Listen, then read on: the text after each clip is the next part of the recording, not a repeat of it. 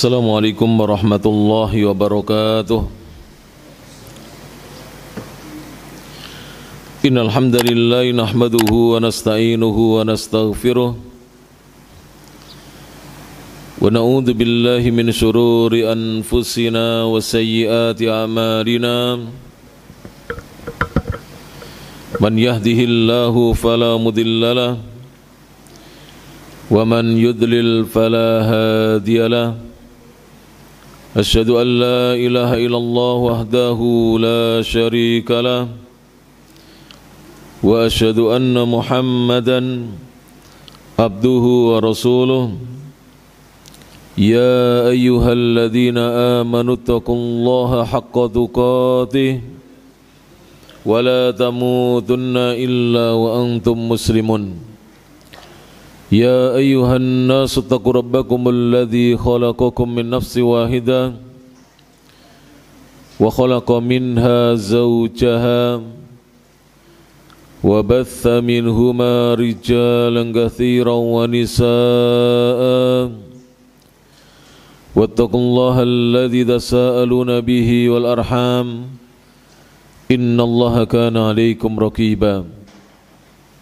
يا أيها الذين آمنوا اتقوا الله وقولوا قولا سديدا يصلح لكم أعمالكم ويغفر لكم ذنوبكم ومن يطع الله ورسوله فقد فاز فوزا عظيما. أما بعد فإن أصدق الحديث كتاب الله وخير الهدى هدى محمد صلى الله عليه وعلى آله وسلم وشر الأمور محدثاتها فإن كل محدثة بدعة وكل بدعة ضلالة وكل ضلالة في النار.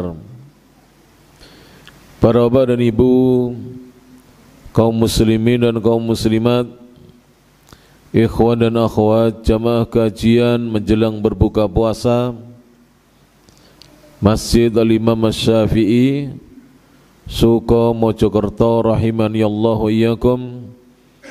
Alhamdulillah, segala puji hanya milik Allah Subhanahu wa taala, alladzi bi ni'matihi, yang dengan nikmat dan karunia dari Allah Subhanahu wa taala semata tatimmus shalihat, kebaikan-kebaikan menjadi sempurna. Kita bersyukur di sore hari yang cerah ini kembali kita bisa duduk di majelis ilmu dalam rangka untuk thalabul ilmi syar'i, mempelajari ilmu agama Islam. Dan judul pembahasan atau tema pembahasan kita di sore yang cerah ini adalah berkaitan tentang sebab-sebab azab kubur. Jadi apa saja perkara yang menyebabkan seorang hamba kelak disiksa di dalam kuburnya. Sebelum kita membahas tentang sebab-sebab azab kubur, maka terlebih dahulu kita akan bahas tentang azabul qabri wa naimuhu, tentang siksa kubur dan kenikmatan yang ada di dalamnya. Bagaimana pandangan ulama-ulama Ahlus Sunnati wal Jamaah terkait siksa kubur dan kenikmatan yang ada di dalamnya. Saya bacakan dari kitab Al-Irsyadu ila Sahihil I'tiqad, bimbingan kepada benarnya keyakinan, waraddu ala ahli syirki wal ilhad, dan bantahan atas pelaku kesyirikan dan pelaku penyimpangan. Sebuah kitab yang disusun oleh Asy-Syaikh Dr. Shalih bin Fauzan bin Abdullah Al-Fauzan hafizahullahu ta'ala, semoga Allah menjaga beliau. Berkata Asy-Syaikh Dr. Saleh bin Fauzan bin Abdillah Al-Fauzan, Syekh Saleh Fauzan mengatakan, madhabu salafil ummati wa a'immatiha, madhabnya, pandangannya pendahulu umat Islam dan juga imam-imam umat Islam adalah annal mayyita, sungguhnya mayit itu idza mata, apabila mayit atau seseorang itu sudah meninggal dunia, yakunu fi naim, ada yang berada di dalam kenikmatan. Jadi seorang yang meninggal dunia, kondisinya bisa jadi dia mendapatkan kenikmatan dari Allah Subhanahu wa taala, au adzab, atau dia disiksa, mendapatkan siksaan dari Allah Subhanahu wa taala. Jadi ada yang mendapatkan nikmat, berarti dia di dalam kuburnya diberi kenikmatan kubur oleh Allah Subhanahu wa taala, dan ada yang dikepung dengan azab, disiksa oleh Allah Subhanahu wa taala di dalam kuburnya. Wa anna dzalika, kemudian yang kedua yang perlu diketahui, wa anna dzalika, dan sungguhnya nikmat maupun siksa kubur tersebut yahsulu, bisa dirasakan dan didapatkan liruhihi, oleh ruhnya, wa badanihi, dan badannya. Jadi ketika seorang mendapatkan nikmat atau siksa kubur, itu ruh dan badannya merasakan nikmat, ruh dan badannya, bukan hanya ruhnya saja dan bukan hanya badannya saja, tapi kedua-duanya merasakan kenikmatan. Kalau kita sedang tidur lalu kita bermimpi, yang merasakan nikmat apa? Ruh kita saja. Kalau seandainya kita bermimpi yang baik. Kalau mimpi kita mimpi yang buruk, maka yang merasakan keburukan itu hanya ruh kita, tapi badan kita tidak. Namun ketika kita dikubur, itu ruh dan badan merasakan, jika diberi nikmat merasakan kenikmatan, dan jika disiksa merasakan azab kubur. Wa anna ruha, kata Syekh Shalih Fauzan, sesungguhnya ruh itu tabqa, dia masih ada, ba'da mufaraqatil badan, setelah ruh itu berpisah dari badan. Jadi sesudah ruh itu berpisah dari badan, ruh itu masih ada. Bisa jadi ruh itu muna'amatan, mendapatkan kenikmatan, au mu'adzabatan, atau dia disiksa.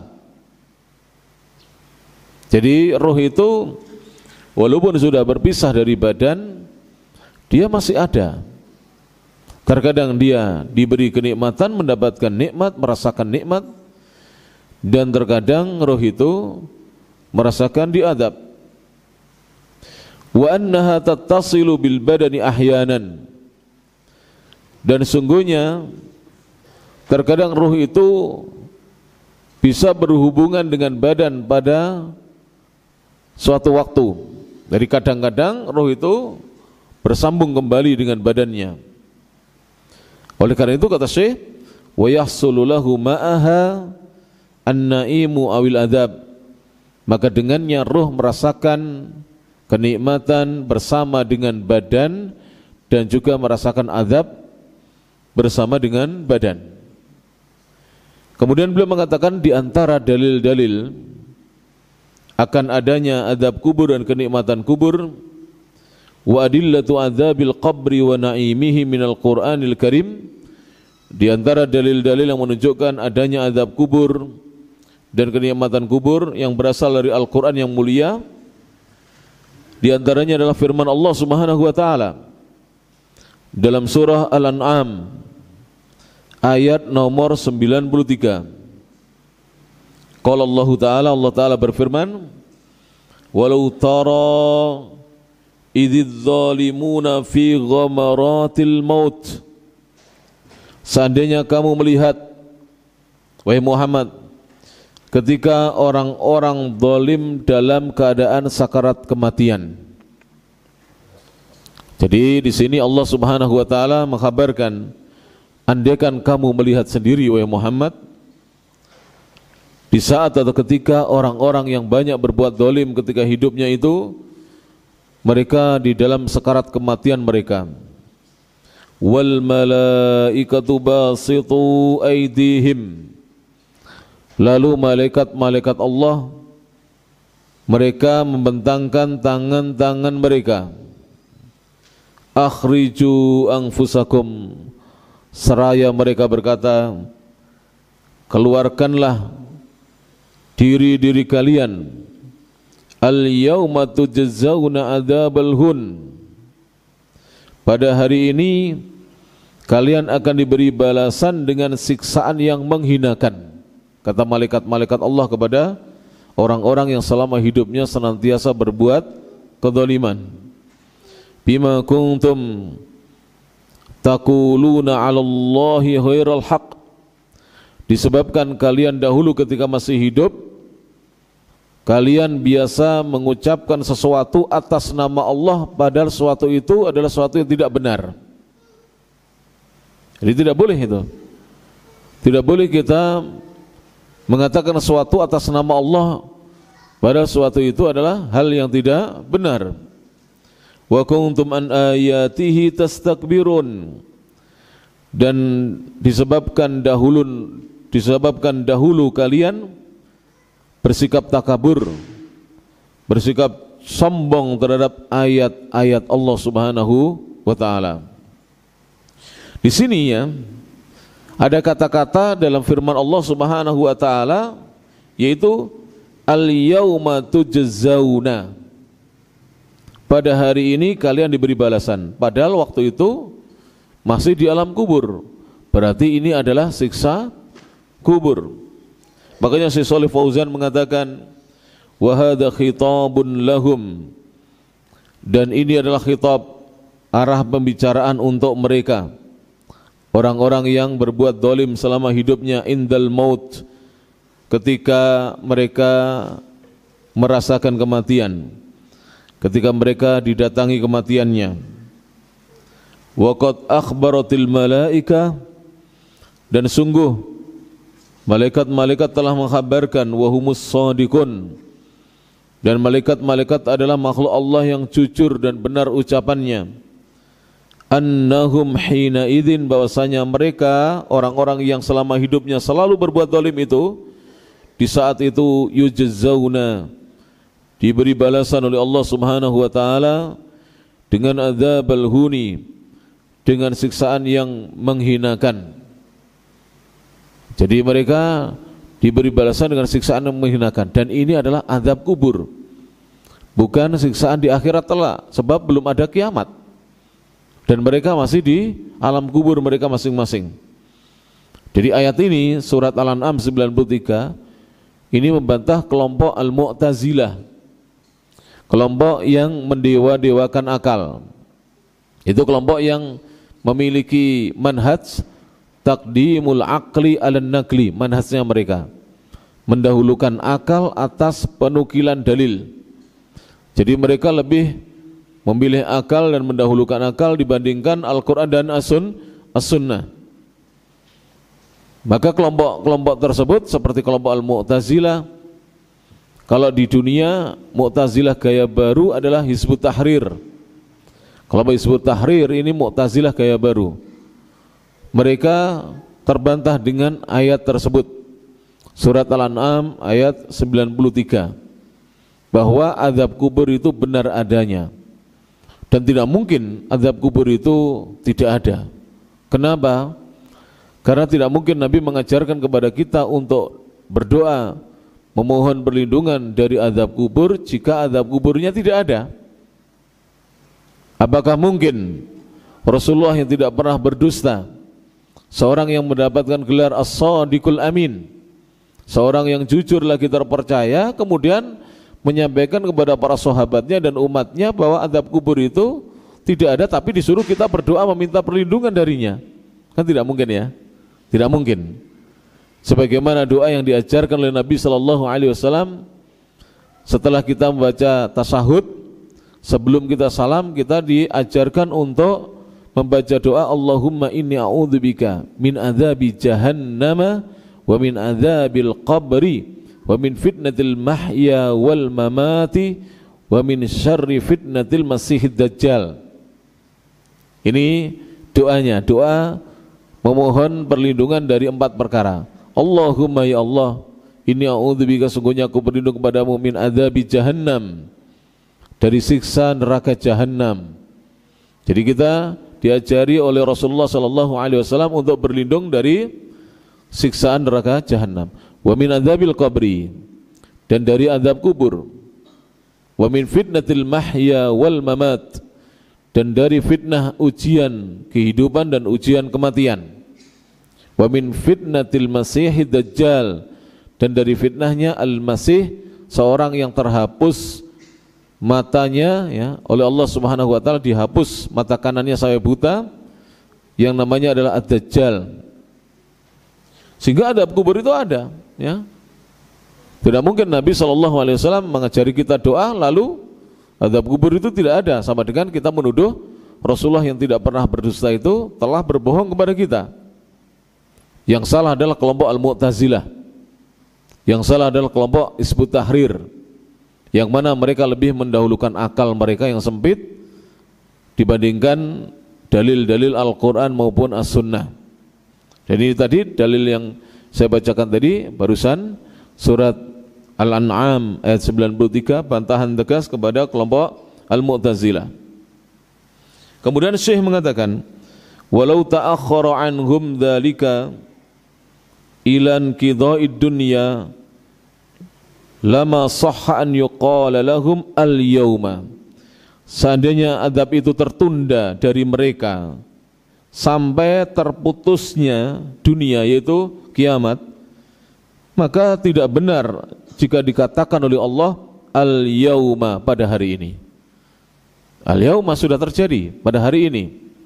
Tujzauna, mereka orang-orang yang berbuat zalim itu diberi balasan oleh Allah Subhanahu wa taala di alam kubur mereka. Fadalla, maka ayat ini menunjukkan ala annal murada bihi, bahwasanya dimaksudkan al-yauma tujzauna, pada hari ini mereka diberi balasan, adalah adzabul qabri, yang dimaksudkan adalah azab kubur. Jadi dalilnya azab kubur itu banyak. Tapi karena banyak sekarang ini kaum muslimin yang tidak belajar agama dengan baik, atau belajar dengan dai-dai yang tidak faham agama, yang baru belajar agama kemudian berdakwah, bahkan tidak pernah mengkhatamkan Al-Quran, tidak pernah belajar hadis, kemudian berbicara dengan hawa nafsunya bahwasanya azab kubur itu tidak ada, maka terbantah dengan surat yang barusan kita bacakan. Kemudian di dalam Al-Quran di ayat yang lainnya Allah Subhanahu wa taala juga berfirman, misalnya dalam surah At-Tur ayat nomor 45 sampai 47. Dalam surah At-Tur ayat nomor 45 sampai 47, di mana Allah Subhanahu wa taala berfirman, wa qauluhu ta'ala fadharhum hatta yulaqu yawmahumul ladzi fihi yus'akun. Fadharhum, tinggalkanlah mereka olehmu wahai Muhammad, tinggalkan saja mereka. Hatta yulaqu, hingga mereka menjumpai yaumahum, hari mereka, alladzi fihi, yang mana di hari tersebut yus'akun, mereka dibinasakan. Yus'akun maknanya yuhlakun, mereka dibinasakan oleh Allah Subhanahu wa taala. Yauma la yughni anhum, pada hari tidak bisa bermanfaat bagi mereka kaiduhum, tipu daya mereka, syai'a, sedikit pun. Sekarang orang-orang kafir itu selalu membuat tipu daya, ingin menghancurkan Islam, ingin membinasakan kaum muslimin. Tapi kalau sudah datang harinya, mereka tidak mampu lagi berbuat tipu daya. Antum bisa cek mereka-mereka yang memusuhi Islam, bahkan walaupun agamanya Islam ya, seperti Kemal Atatürk itu bagaimana kesudahan hidupnya, silakan dicek. Sekarang jejak digital itu bisa dilihat, dan buku-buku berbahasa Arab maupun berbahasa yang lainnya sudah diterjemahkan dalam bahasa Indonesia. Cari di Google bagaimana kesudahan Kemal Atatürk itu, yang merubah syariat Islam menjadi syariat sekuler. Itu matinya ya, itu sekaratnya lama sekali, bertahun-tahun, sampai tinggal tulang dengan kulit yang melekat pada tulang itu. Bahkan ketika dikubur itu ditolak bumi. Jadi berkali-kali dikuburkan itu, tahu-tahu jenazahnya menyembul ke atas. Sampai kemudian oleh pemerintah Turki waktu itu digalikan lubang, kemudian dicor, lalu diletakkan batu yang besar, yang berat, supaya tidak bisa menyembul ke atas. Ternyata tidak menyembul, tapi bau yang busuk menyebar di seluruh ruangan di mana dia dikuburkan itu. Jadi jenazahnya tidak menyembul, tapi bau busuknya apa? Keluar sampai detik ini. Makanya seorang yang datang ke kuburannya dia itu mesti disemproti parfum yang banyak, karena malu dia mengeluarkan bau yang busuk, dan itu hukuman dari Allah Subhanahu wa taala. Kemudian Ariel Sharon, pemimpin Yahudi, itu ususnya busuk, dipotong, dioperasi, dijahit lagi, busuk lagi, dipotong lagi, dioperasi, dijahit lagi, busuk lagi, dipotong lagi, berkali-kali, dan sekaratnya itu bertahun-tahun. Jadi sampai dia ini seperti mayit yang hidup, tinggal tulang dengan kulit, bahkan matanya itu melotot seperti tersiksa padahal belum mati. Maka hendaknya seorang muslim jangan sampai memusuhi agama Allah Subhanahu wa taala, dan jangan sampai memusuhi kaum mukminin, orang-orang yang beriman kepada Allah Subhanahu wa taala. Apalagi memusuhi ahlu tauhid, berat sekali hukumannya, baik di dunia maupun di akhirat. Wala hum yunsarun, dan mereka tidak diberikan pertolongan oleh Allah Subhanahu wa taala. Mereka tidak diberi pertolongan oleh Allah Subhanahu wa taala. Wa innal ladzina zalamu, dan sungguhnya orang-orang yang berbuat kedzaliman selama hidupnya, ya, itu mendapatkan adzabang duna dzalik, siksaan selain itu. Siksaan selain itu berarti adalah azab kubur. Siksaan yang selain siksaan di hari kiamat adalah azab kubur. Walakinna aktsarahum la ya'lamun. Dan Allah mengisyaratkan di sini, memang ada orang-orang yang tidak percaya azab kubur ini. Dengarkan ini di akhir dari ayat ke-47 dari surat At-Tur. Walakinna aktsarahum, akan tetapi mayoritas mereka, kebanyakan mereka, la ya'lamun, tidak mengetahui bahwa azab kubur itu benar adanya. Mari kita baca penjelasan dari guru kami Syekh Dr. Shalih bin Fauzan Al-Fauzan hafizallahu taala. Wa hadza yahtamilu, dan beberapa ayat ini yang disebutkan dalam firman Allah ini mengandung kemungkinan adzabuhum bil qatli wa ghairihi fid dunya. Allah menyiksa mereka dengan mereka terbunuh dalam peperangan atau siksaan yang lainnya di dunia. Siksaan yang lain bisa dengan diberikan penyakit yang Allah tidak mendatangkan kepada mereka kesembuhannya. Wa an yurada bihi adzabuhum fil barzah, dan mengandung kemungkinan bahwa ini adalah yang dimaksudkan adalah azab siksaan untuk mereka di barzah. Barzah itu kubur. Jadi alam kubur itu terkadang disebut dengan alam barzah. Kenapa disebut dengan barzakh? Karena barzah adalah pemisah yang memisahkan antara alam dunia dengan alam akhirat. Makanya Allah Subhanahu wa taala menyinggung dalam Al-Qur'an, wa mi waraihim barzakhun ila yaumi yub'atsun.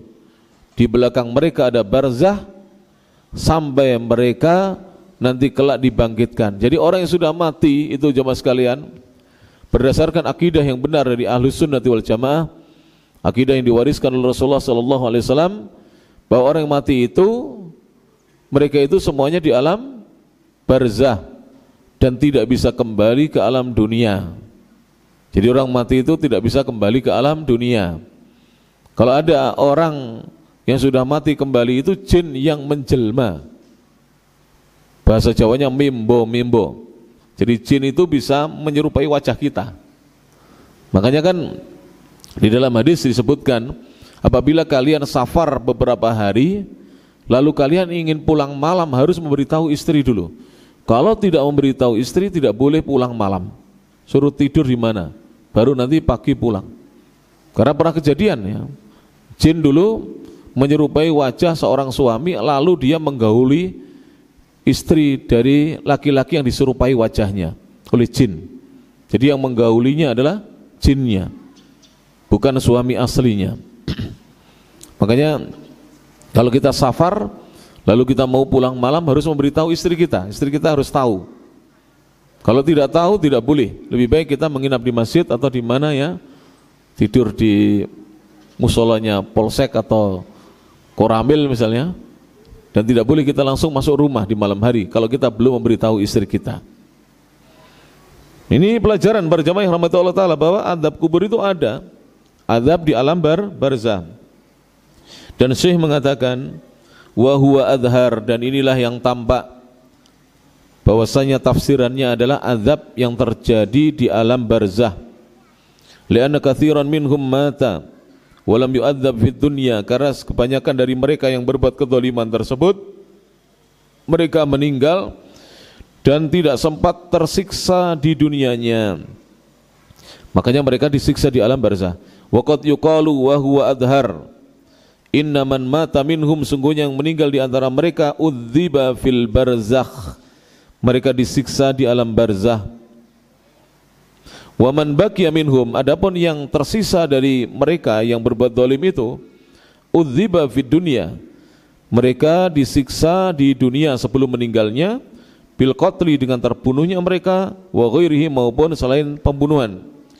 Fahuwa wa'idun bi'adzabihim, maka ayat ini berisi ancaman tentang azab yang akan menimpa mereka fid dunya, di dunia, wa fil barzakh, dan juga di barzah. Jadi ada azab siksaan dunia sebelum meninggal dan ada azab barzah. Kira-kira kaum siapa saja yang pernah disiksa di dunia ini? Ada yang tahu?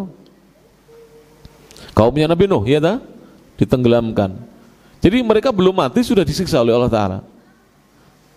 Kaum Ad, kaum Thamud, ya, kaumnya Nabi Lut disiksa oleh Allah Subhanahu Wa Ta'ala. Azab datang kepada mereka padahal mereka belum meninggal dunia. Jelas ini para jamaah yang rahmati Allah Subhanahu Wa Ta'ala. Kemudian yang ketiga di antara dalilnya adalah firman Allah yang terdapat dalam surah Ghafir ayat nomor 45 dan 46. Wa qauluhu ta'ala, dan firman Allah Ta'ala, fawaqahu Allahu sayyiati ma makaru, maka Allah menjaganya dari keburukan-keburukan makar-makar mereka. Allah menjaga Nabi Musa alaihissalatu wassalam dari keburukan makar-makar musuh-musuhnya. Wa haqa bi ali fir'auna su'ul adzab, dan keluarganya Fir'aun, jadi Fir'aun dan bala tentaranya dikepung dengan azab yang buruk, dengan siksaan yang buruk. An-naru yu'raduna 'alaiha ghuduwwan wa 'ashiyya, api ditambahkan kepada mereka di waktu pagi dan di waktu petang. Di mana ini? Di alam kubur. Jadi di kubur mereka itu sudah tersiksa. Api ditampakkan terus kepada mereka, baik di waktu pagi maupun di waktu petang. Wa yauma taqumus saah, dan kelak ketika kiamat sudah ditegakkan oleh Allah Subhanahu wa taala, Allah berfirman kepada malaikat-malaikatnya, adkhilu ala fir'auna, masukkanlah oleh kalian wahai para malaikat keluarganya Fir'aun dan bala tentaranya, asyaddal azab, di dalam siksaan yang sangat berat. Surat Ghafir ayat 45 dan 46. Asy-Syaikh Dr. Shalih bin Fauzan Al-Fauzan berkata, "Fadzakara 'adzabad daraini." Maka Allah di dalam dua ayat tadi menyebutkan siksaan di dua alam, di dua kampung, dengan dzikran sharihan, dengan penyebutan yang jelas, la yahtamilu ghairah, yang tidak mengandung kemungkinan selainnya.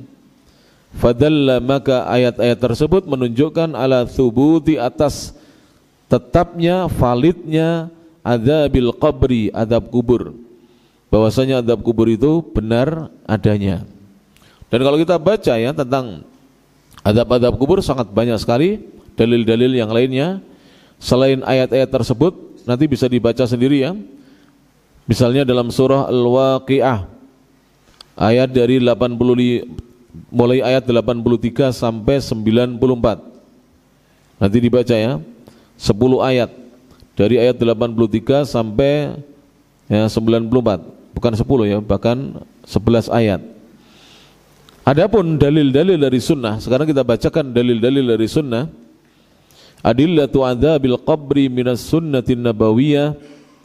Adapun dalil-dalil tentang azab kubur yang berasal dari sunnah Nabi sallallahu alaihi wasallam, di antaranya adalah Syekh di sini mengatakan, idza ta'ammalta ahaditsa adzabil qabri wa naimihi, apabila kamu memperhatikan hadis-hadis terkait azab kubur dan nikmatnya, wajadtaha tafsilan wa tafsiran, maka kamu akan mendapati hadis-hadis tersebut itu dijelaskan secara rinci, wa tafsiran, dan menjadi penjelas atau penafsir lima dalla alihil Quran, penafsir dari apa yang telah ditunjukkan oleh Al-Quran, sehingga ini lebih meyakinkan kita. Jadi ayat-ayat Al-Quran yang banyak sekali itu ditafsirkan dengan hadis-hadis yang menjelaskan tentang adanya azab kubur. Wa ahaditsu adzabil qabri, dan hadis-hadis seputar azab kubur katsiratun, banyak, katsiratun mutawafiratun, katsiratun mutawatirah, banyak dan semuanya derajatnya mutawatir. Ini yang sering disampaikan oleh kelompok Al-Mu'tazilah, kelompok sesat Al-Mu'tazilah, khususnya Hizbut Tahrir yang berpusat di Suriah. Mereka itu menentang azab kubur, alasannya apa? Hadis-hadisnya tidak mutawatir. Mereka itu bodoh tentang hadis tapi berbicara tentang hadis. Kelompok Mu'tazilah Hizbut Tahrir itu, mereka itu jahil sekali, bodoh sekali tentang hadis tapi berbicara tentang hadis. Mereka tidak paham hadis mutawatir yang seperti apa ya. Kalau mereka cerdas ya, antum belajar ilmu hadis atau tidak? Kalau belajar, saya jelaskan dulu. Hadis itu kan dibagi dua, ada yang mutawatir, ada yang ahad. Itu diklasifikasikan seperti itu hanya untuk mengetahui jumlah perawi, bukan untuk ditolak dan diterimanya hadis. Hadis itu ya, masalah diterima atau ditolaknya bukan dilihat kepada jumlah perawi, tapi kualitas perawi. Perhatikan ini. Jadi jangan mau dibodoh-bodohi oleh mereka. Jadi hadis itu diterima dan ditolaknya dilihat dari kualitas perawinya, rijalus sanad. Jadi perawi-perawi yang meriwayatkan hadis tersebut, yang mengaku mendengar hadis, bukan dari jumlah. Ada 10 orang menyampaikan berita tapi semuanya pembohong, hadisnya hadis palsu. Jelas. Ada 1 orang menyampaikan berita tapi dia adalah seorang yang thiqah, terpercaya, tidak pernah berdusta, hadisnya apa? Hadis sahih atau hasan. Bisa difahami ini? Maka jahilnya mereka itu sudah sangat keterlaluan. Tidak faham hadis, tidak belajar mustalahul hadis dengan ulama-ulama sunnah, lalu berbicara tentang kualitas hadis. Jadi kualitas hadis itu tidak ditentukan dengan jumlah perawi, tapi ditentukan oleh kualitas kepribadian perawi tersebut. Perawi yang pernah berdusta tidak diterima hadisnya. Perawi yang tertuduh berdusta juga tidak diterima hadisnya. Perawi yang thiqah dan soduklah yang diterima hadisnya, yang kuat hafalannya, yang tidak pernah berdusta, yang bagus agamanya, itulah yang diterima oleh para ulama.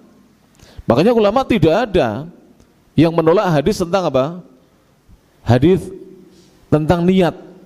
Paham tidak? Hadis tentang niat. Hadisnya apa? Hadis yang diriwayatkan oleh Al-Imam Al-Bukhari dan Imam Muslim dari Umar bin Al-Khattab radhiyallahu taala anhu. Hadis yang berbunyi innamal a'malu binniyat, itulah. Wa innamal likulli imri'in ma nawa.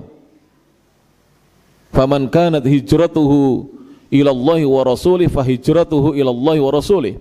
Wa man kanat hijratuhu lidunya yusibuha aw imra'atin yankihuha fa hijratuhu ila ma hajara ilaih. Itu kan hadis as-Shaykhan, diriwayatkan Bukhari Muslim. Tahu tidak itu? Hadisnya ini hadis ahad yang dia tergolong gharib. Nah ini kalau saya bahas ini mungkin banyak yang tidak tahu ya. Pembagian ahad dibagi 3. Ada yang masyhur, ada yang aziz, dan ada yang gharib. Gharib itu setiap tabaqat dari perawi yang merawikan yang meriwayatkan hanya 1 orang atau maksimal 2. Maka hadisnya itu gharib. Jadi sahabatnya yang 1, tabi'innya 1, tabi'in 1, sampai kepada perawi yang menyampaikan kepada kita yaitu Imam Al-Bukhari, Imam Muslim 1, maksimal 2. Maka hadis ini disebut dengan hadis yang apa? Ahad. Kalau kita berpatokan dengan pemahamannya kelompok Al-Mu'tazilah, hadis-hadis semacam ini akan kita tolak. Tapi kita tidak, Ahlus Sunnah tidak demikian. Hadis itu diterima dan tidaknya dilihat kualitas perawinya. Jika perawinya adalah orang-orang yang terpercaya, diterima. Dan akidahnya kelompok Al-Mu'tazilah atau Hizbut Tahrir itu akidah yang menyimpang, dan mereka sendiri bisa mendapatkan atau mereka sendiri bisa terkena pendapatnya sendiri. Bagaimana itu? Ada tidak, Pak, orang menyampaikan ceramah seperti saya ini?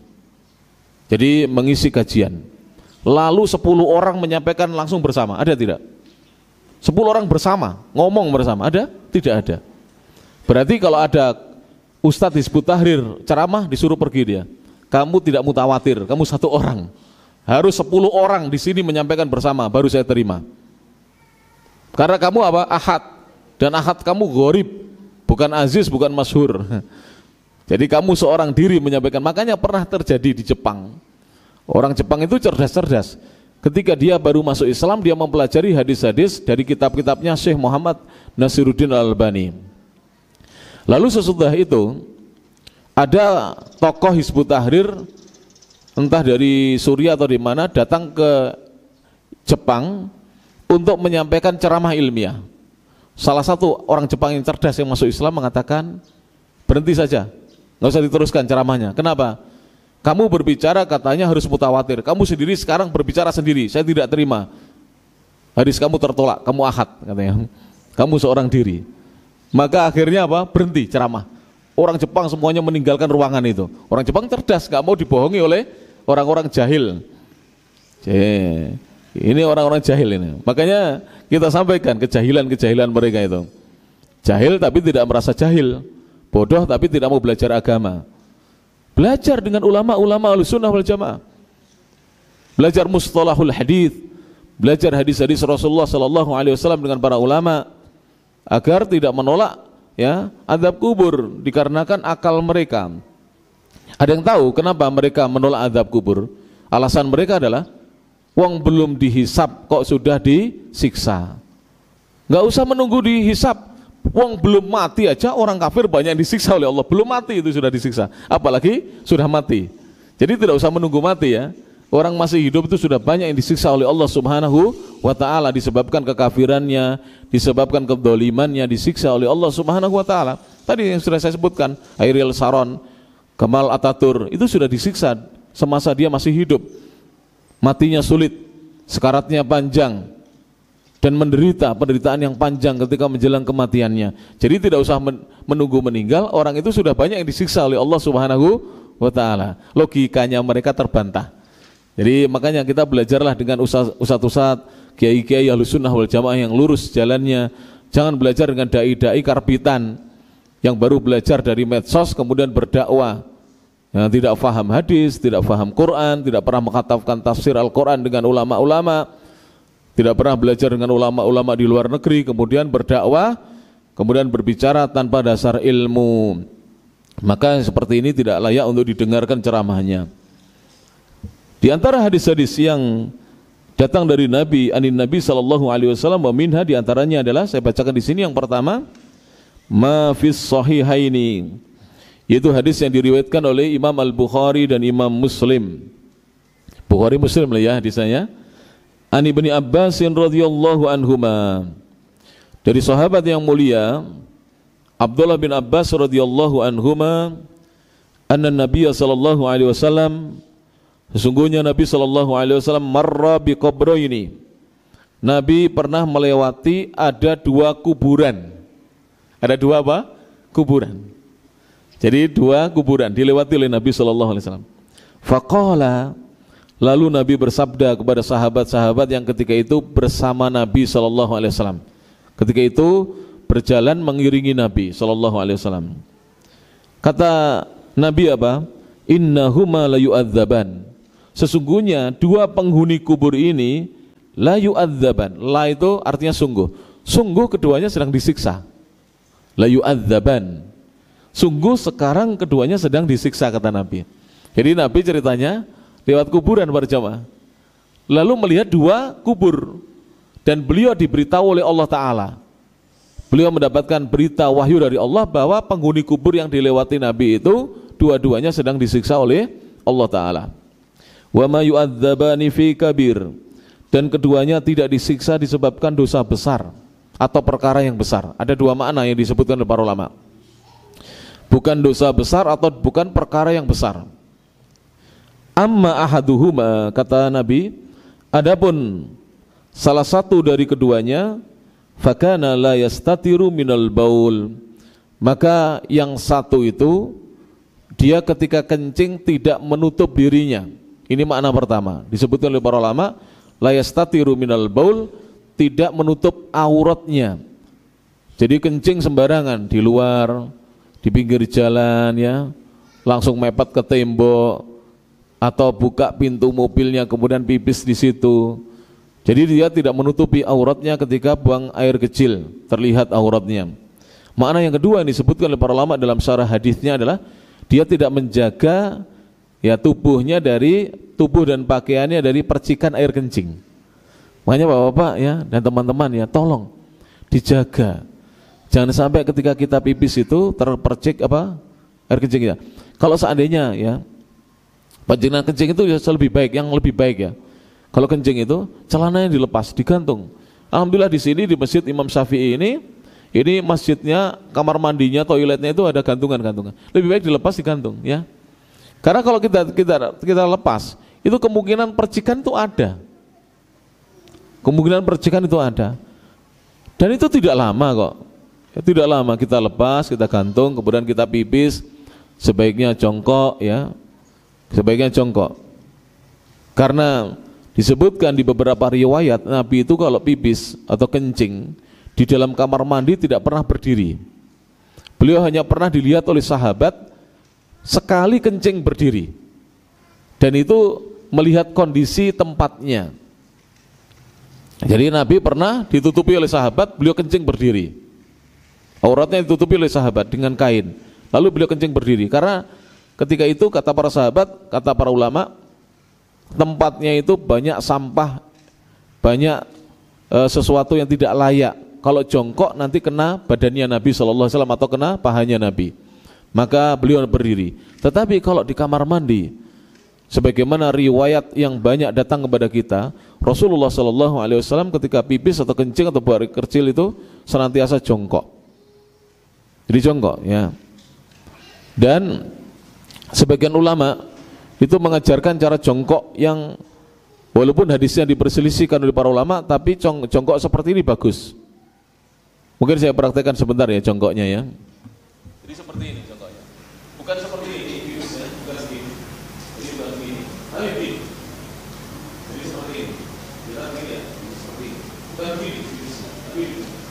Terus kemudian kalau sudah selesai, diurut sedikit kemauannya, kemudian berdiri. Kalau berdiri masih terasa, ambil digoyang, diurut lagi. Jadi caranya seperti itu. Itu walaupun hadisnya diperselisihkan oleh para ulama, sekalipun hadisnya diperselisihkan oleh para ulama, jadi kaki yang satu itu di apa? Diletakkan seperti orang apa dodok itu, yang satunya apa bagaimana itu? Dilipat ya kakinya. Itu nanti bisa tuntas pipisnya. Kalau antum pipis berdiri dan tidak diurut, kebanyakan itu masih ada cerit yang keluar itu, tidak bisa tuntas. Makanya kadang-kadang sebagian laki-laki masih muda sudah kena penyakit. Kenapa? Karena tidak tuntas pipisnya. Maka diusahakan tuntas ya. Diurut sebentar kemudian sambil diceboki. Dan pastikan tidak ada najis, tapi tidak boleh was-was. Sembrono tentang kencing juga tidak boleh, menyebabkan azab kubur. Was-was juga tidak boleh. Lama di kamar mandi, guyang-guyang terus nyiram terus tidak boleh. Tidak boleh berlama-lama, tapi juga tidak boleh sembrono. Menganggap enteng masalah apa? Kencing. Karena laki-laki atau karena seorang yang dikubur itu salah satunya diadab kubur karena tidak menjaga dari percikan air kencingnya.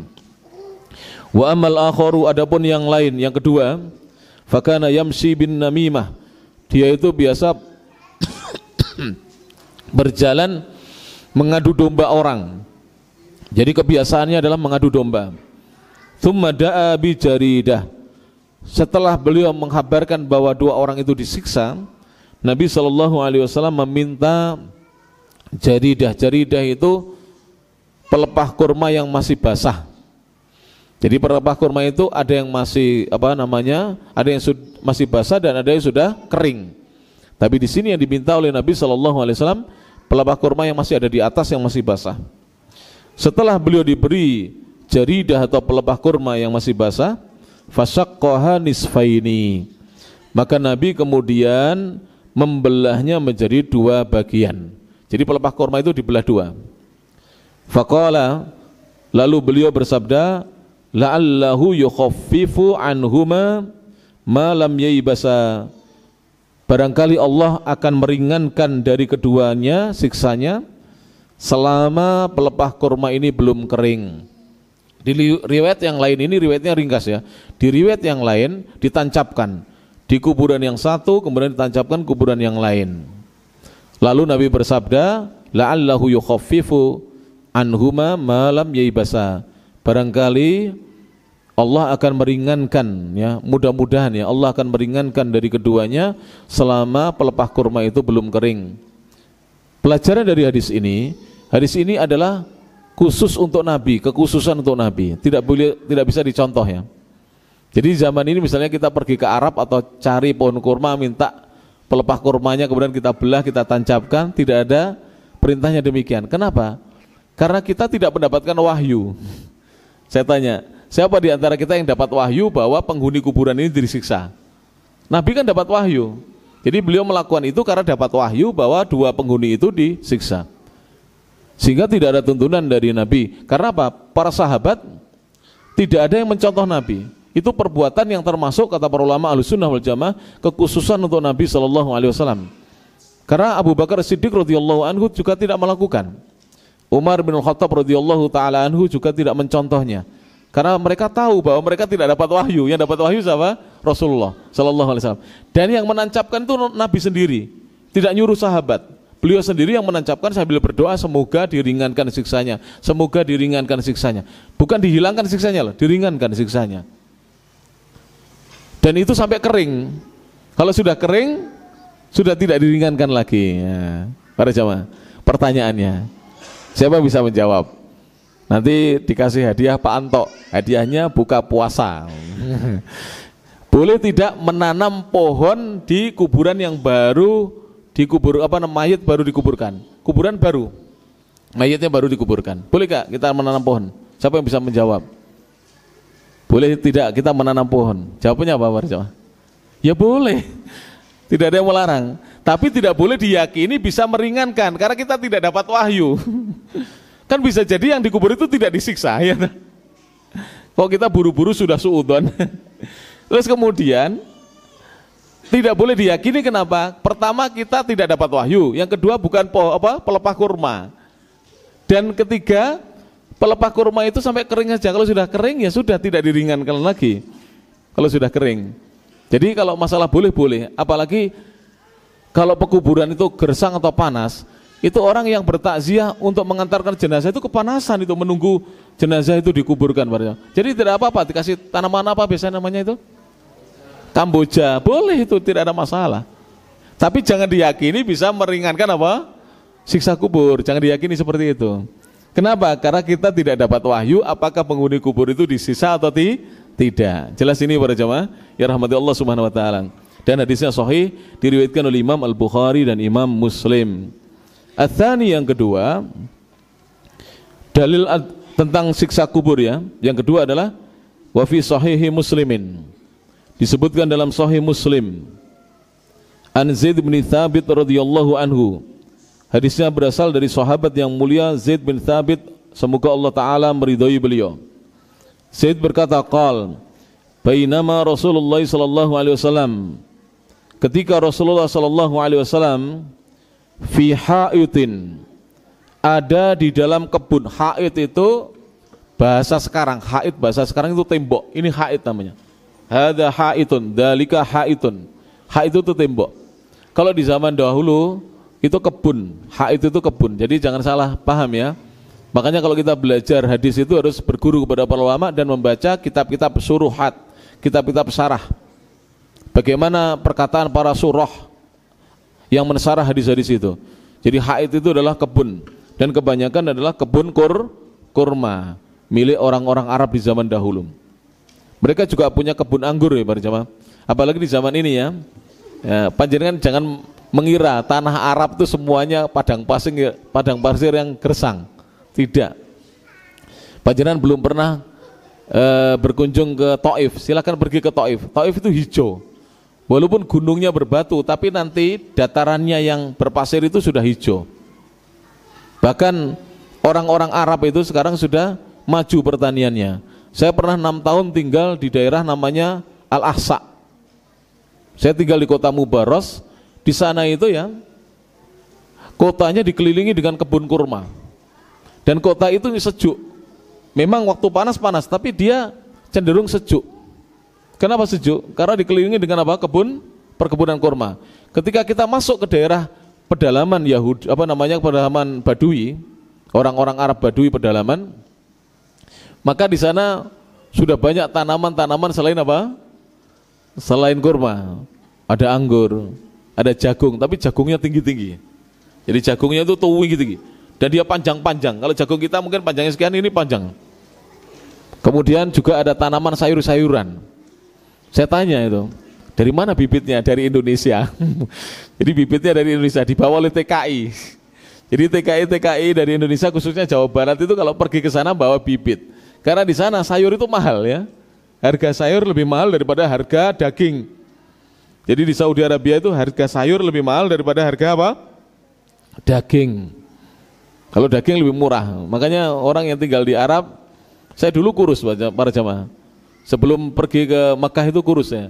Pulang dari sana gemuk. Kenapa? Karena jarang makan sayur. Bukan orang kaya saya. Karena kita mahasiswa itu penghasilannya pas-pasan. Jadi yang penting pas untuk keluarga kita, anak istri kita yang kita bawa ke sana. Jadi sayur di sana mahal. Makanya banyak supermarket itu kalau ada sayurnya itu diminati oleh orang karena jarang sekali ada sayuran di sana. Thayyib. Li Bani Najjar, dan kebun itu miliknya Bani Najjar. Bani Najjar itu kalau tidak salah sukunya Anas bin Malik ya. Ala baghlatin lahu. Nabi SAW menunggangi bigol. Bigol itu campuran peranakan dari kuda yang dikawinkan dengan keledai. Itu namanya bigol. Miliknya Nabi. Wa nahnu ma'ahu. Dan ketika itu kata Zaid bin Thabit radhiyallahu taala anhu, kami bersama dengan Nabi sallallahu alaihi wasallam. Idhadatha bih, tiba-tiba terjadi sesuatu pada Nabi. Fakadat tulkihi, hampir-hampir bigol itu melimparkan tubuh Nabi SAW. Mungkin bigolnya itu ngamuk atau bagaimana. Jadi tubuh Nabi yang naik bigol itu hampir dilimparkan oleh bigol itu. Bigol itu para jamaah, wajahnya atau kepalanya itu kepala kuda, tapi badannya badan keledai. Jadi kuda tapi pendek. Ya. Kami kalau naik kuda di Saudi, saya pernah naik kuda itu. Kalau anak-anak saya senang, itu harus ada pancatnya, pancatan itu tempat pijakan kaki kita hampir setinggi ini, meja ini setingginya. Kudanya tuh tinggi-tinggi, kudanya Saudi itu. Jadi kuda Arab itu tinggi-tinggi dan besar-besar. Makanya kuda Arab, khususnya kuda Arab Saudi, itu tidak boleh ikut perlombaan pacuan kuda tingkat dunia, tidak boleh. Selalu menang. Tahu selalu menang? Kudanya tidak punya capek, gantinya kesel. Jadi kuda-kuda dari mana, Belanda, Inggris itu gak ada apa-apanya dengan kuda Arab itu. Makanya mereka orang-orang Arab Timur Tengah itu biasanya mengadakan pacuan kuda sendiri. Biasanya diselenggarakan di Yaman, di Qatar gitu ya. Kadang-kadang di Saudi. Itu juara 1 Saudi, juara 2 Qatar atau Yaman, gantian itu. Bersaing mereka. Juara 1 Saudi Arabia. Juara dunia apa? Pacuan kuda itu. Kudanya tidak punya capek. Besar-besar. Saya naik itu lihat ke bawah takut, Pak. Kalau naik kuda Indonesia itu tidak begitu takut kita. Naik kuda Saudi bau besar. Jadi lihat ke bawah. Kalau anak-anak kan tidak punya rasa takut ya mereka itu. Jadi kita naik kan seneng aja, mereka langsung naik kuda gitu. Tapi tetap dipegangi oleh apa? Pawangnya. Kalau kita sudah takut ini, tinggi sekali. Lek logur piye, ceblok piye ini. Mak kedebuk saya badannya gemuk ya. Jadi takut, Masya Allah. Jadi Nabi hampir dilemparkan oleh bigolnya. Jadi bigol itu wajahnya, nanti diketik aja bigol, baglah itu. Wajahnya wajah kuda, kepalanya kuda, tapi dia pendek. Jadi tapi tidak sependek tidak sependek keledai, ya, tapi pendek. Jadi badannya pendek dan tidak tinggi, gitu. Tidak setinggi kuda. Itu bigol. Kalau di Saudi rata-rata bigol itu warnanya putih di sana. Rata-rata warnanya putih kalau di Saudi bigol. Kalau keledai coklat warnanya, seperti kuda. Faida akburu, tiba-tiba akburu sittatin ketika itu, au khamsatin au arba. Aku ketika itu sedang menguburkan 6 jenazah atau 5 atau 4. Beliau tidak bisa memastikan waktu itu. Faqala, maka kemudian Nabi SAW bertanya, man ya'rifu ashaba hadhil akbur, siapa yang tahu siapa penghuni kubur-kubur ini? Ada 4 atau 5 atau 6 kuburan yang telah dikuburkan itu, ada mayit-mayit yang telah dikuburkan. Siapa yang tahu siapa saja penghuninya? Faqala rajul, maka tiba-tiba ada seseorang laki-laki yang menjawab, ana, saya yang tahu ya Rasulullah. Saya kenal dengan mereka, penghuni-penghuni kubur ini. Qala, Nabi bersabda, famata mata haula, maka kapan mereka-mereka ini meninggal dunia? Qalu, mereka menjawab, matu alal isyrak, ya Rasulullah, mereka itu meninggal dunia di atas kesyirikannya. Faqala, maka Nabi kemudian bersabda, inna hadhil ummata, sesungguhnya umat ini, tubtala fi kuburiha, akan disiksa di kubur-kuburnya. Falaula alla tadafanu, seandainya kalian tidak saling menguburkan satu dengan yang lain, ya, la da'autullaha, niscaya aku akan berdoa kepada Allah, an yusmi'akum, untuk Allah memperdengarkan kepada kalian min adzabil qabri, memperdengarkan kepada kalian azab kubur, alladzi asma'u minhu, yang aku mendengar dari azab kubur tersebut. Jadi Nabi ketika itu mendengar dari 4 atau 5 atau 6 kuburan tadi, Nabi mendengar penghuninya sedang disiksa. Kalau seandainya ya kalian tidak saling menguburkan, aku akan berdoa kepada Allah agar Allah memperdengarkan. Kenapa? Maksudnya apa? Andai kata kita tidak saling menguburkan, maksudnya mayit itu mati sudah digeletakkan begitu atau dibiarkan, Kan kita tidak boleh begitu. Dalam Islam kalau ada orang meninggal dunia di kalangan kaum muslimin, diapakan para jemaah? Dimandikan, dikafani, disolati, baru dikuburkan. Sebab kalau sampai Nabi berdoa dan kita bisa mendengar, kita tidak berani menguburkan orang itu. Suara adab kubur kanan kiri, Pak. Tidak berani kita. Ngeri sekali. Lari semuanya. Walaupun pemberani sekalipun, coba ya. Siapa yang ahli bela diri di sini? Suruh di kuburan diperdengarkan adab kubur malam hari. Siapa yang berani, para jemaah? Apalagi teriakan lengkingan dari mereka penghuni kubur yang disiksa oleh Allah Subhanahu wa taala. Tapi Rasulullah tidak berdoa untuk itu. Karena khawatirnya nanti tidak ada yang mau menguburkan jenazah. Kalau ada orang mati digeletakno ya, dibiarkan gitu. Seperti orang musyrik kan kalau meninggal dilempar di padang pasir, Pak. Dilempar di padang pasir, tidak dikuburkan mereka.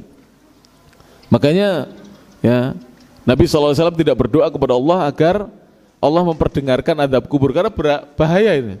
Siapa yang berani nanti menguburkan ini? Bahaya, para jamaah yang rahmati Allah Subhanahu wa taala. Al-hadits.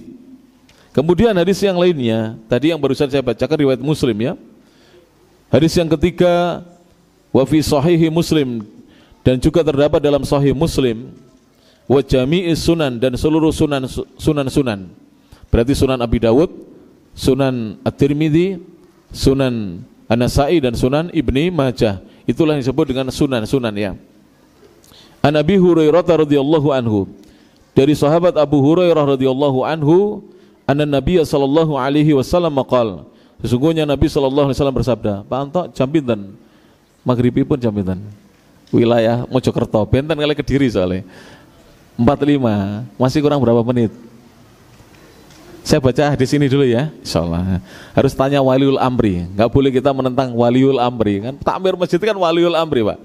Ahlus sunnah itu taat kepada waliul amri ya. Alhamdulillah kita dari dulu oleh kiai ustadz kita ini diajari untuk taat kepada waliul amri. Dari Abi Hurairah radhiyallahu anhu, anna Nabiy sallallahu alaihi wasallam qala, sesungguhnya Nabi sallallahu alaihi wasallam pernah bersabda, idza faragha ahadukum, apabila salah seorang di antara kalian selesai minat tasyahudil akhiri, dari tasyahud akhir, jadi sampai fil alamina innaka hamidum majid, itu selesai berarti. Ya, tasyahudnya sudah selesai. Fal yata'awwad. Jadi kalau kita setelah membaca at-tahiyat itu kemudian sholawat, kemudian selesai innaka hamidum majid, ya, maka fal yata'awwad billahi, hendaknya dia membaca ta'awud, berlindung kepada Allah min arba, dari 4 perkara. Yang pertama min adzabi jahannam, dari siksa neraka jahannam. Yang kedua min adzabil qabri, dari siksa kubur. Mari kita senantiasa banyak berdoa ini berjamaah. Karena nanti orang-orang yang kafir itu ketika meniti sirat yang ada di atas neraka jahanam itu, mereka akan jatuh. Orang kafir, orang musyrik, kaum munafik, dan orang beriman yang amalnya sedikit itu jatuh. Makanya kita perbanyak amal, khususnya di bulan Ramadan. Mari ya, sesibuk apapun kita, saya hanya bisa menasihatkan, saya khusus hanya bisa menasihatkan, sesibuk apapun kita, tolong khususnya di bulan Ramadan ini jaga sholat 5 waktu, jaga tarawehnya, puasanya jangan sampai lubang atau bolong. Kemudian ibadah-ibadah yang lain, sodakohnya dan seterusnya, baca Qur'annya. Jangan sampai ibadah kita di bulan Ramadan ini lebih buruk daripada di luar bulan Ramadan. Jangan sampai para jemaah. Jadi upayakan ya, taraweh diusahakan. Sesibuk apapun tetap taraweh. Kalau panjenengan pas capek atau sakit, saya sering sampaikan di beberapa masjid, setelah Isya, panjenengan taraweh ikut imam 2 rakaat ya, lalu witir sendiri 1 rakaat. Witir sendiri 1 rakaat terus pulang.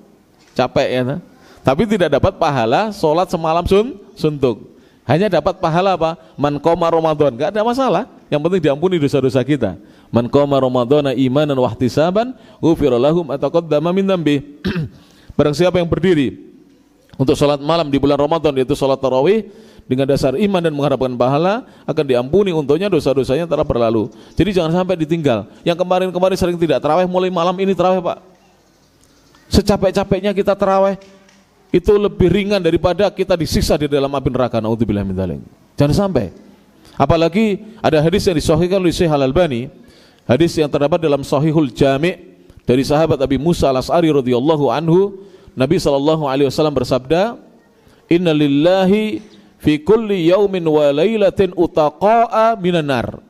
Sesungguhnya Allah memiliki di setiap hari dan malamnya di bulan Ramadan hamba-hamba yang Allah bebaskan dari siksa api neraka. Itu setiap hari itu. Pagi, siang, malam dibebaskan oleh Allah. Hamba-hamba Allah itu. Makanya kita hendaknya memperbanyak ibadah supaya kita termasuk yang dibebaskan oleh Allah Ta'ala dari siksa api neraka. Wa inna likulli muslimin fi yaumin wa lailatin da'watan mustajabah. Dan sesungguhnya setiap muslim di bulan Ramadan itu, entah hari itu di siang hari atau di malam harinya, ada satu doa yang dia miliki yang dikabulkan oleh Allah Subhanahu wa taala. Jadi setiap hari doa-doa kita itu dipilih oleh Allah satu, dikabulkan. Dan kita tidak tahu. Ya. Ini ada adik-adik ya. Siapa namanya siapa, Dik? Siapa namanya? Mas Musa. Kelas berapa, Mas? Dik Musa, kelas 5. Coba duduknya yang baik, bersila. Bagus. Tak tanya dulu. Tahun lalu ketika berhari raya dapat uang saku berapa? Sangune piro, Mas? Hah? Lupa, kira-kira 200 sampai enggak? Lebih? 300? Ya. Berdoa, Mas. Saya doakan mudah-mudahan tahun ini sampai 1 juta. Amin ya amin ya rabbal alamin ya. Bener, Mas. Sampai sepeda ono ning ngene paring, kok tak sanguni. Gue tak suruh pergi ke teman-teman yang pengusaha-pengusaha, ngelak sanggunin 1 juta kan? Iya, iya. Sini Mas, sini. Tak sanggunin sini, dikit-dikit nih, sini. Gak apa sini, gak apa sini. Kenapa sampean? Doh.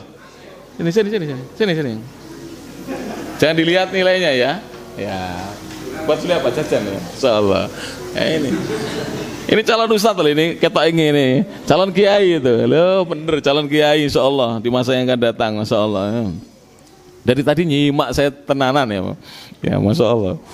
Jadi wa min adzabil qabri yang kedua, dan dari siksa kubur. Wa min fitnatil mahya wal mamati, dan dari ujian kehidupan dan ujian kematian. Hidup ini ada ujiannya, kematian juga ada ujiannya. Mari para jamaah yang sampai detik ini masih diuji ekonomi, diuji keluarganya kurang barokah, kurang harmonis, berdoa kepada Allah di hari-hari ini. Jangan berdoa yang buruk-buruk, berdoa yang baik-baik. Mudah-mudahan keluarganya sakinah, mawaddah dan rahmah. Semoga anak-anaknya bisa terus sekolah sampai S1, S2, S3. Semoga rezekinya dilancarkan oleh Allah Subhanahu wa taala. Berdoa yang baik. Karena sudah dijanjikan oleh Rasulullah, ada satu doa setiap harinya yang dikabulkan oleh Allah Ta'ala. Ya tidak tahu kita. Mungkin hari ini dikabulkan masalah sembuhnya kita dari penyakit, besok dikabulkan anak-anak kita dimudahkan sekolahnya atau mondoknya, besok lagi dikabulkan yang belum dapat jodoh dari Allah Subhanahu wa taala, besok lagi dikabulkan dapat menantu, besok lagi dikabulkan dapat cucu dan seterusnya. Kita kan tidak tahu para jemaah ya rahmatullah taala. Dan yang keempat, wa min fitnatil masiihid dajjal, dan dari fitnah al-masih ad-dajjal. Al-masih itu kenapa disebut al-masih? Ada 2 alasan. Matanya yang kanan dihapus oleh Allah sehingga Dajjal itu buta sebelah mata kanannya, dan yang kedua dia berjalan di seluruh permukaan bumi, maka dikatakan dia Al-Masih karena mengusap seluruh permukaan bumi kecuali 2, buminya Allah. Makkah dan Madinah tidak bisa dimasuki oleh Dajjal. Demikian bisa disampaikan, mudah-mudahan bermanfaat. Insyaallah akan kita lanjutkan dalam pertemuan-pertemuan yang akan datang. Subhanakallahumma bihamdik, asyhadu an la ilaha illa anta, astaghfiruka wa atubu ilaik. Wa akhiru da'wana alhamdulillahirabbil alamin. Assalamualaikum warahmatullahi wabarakatuh.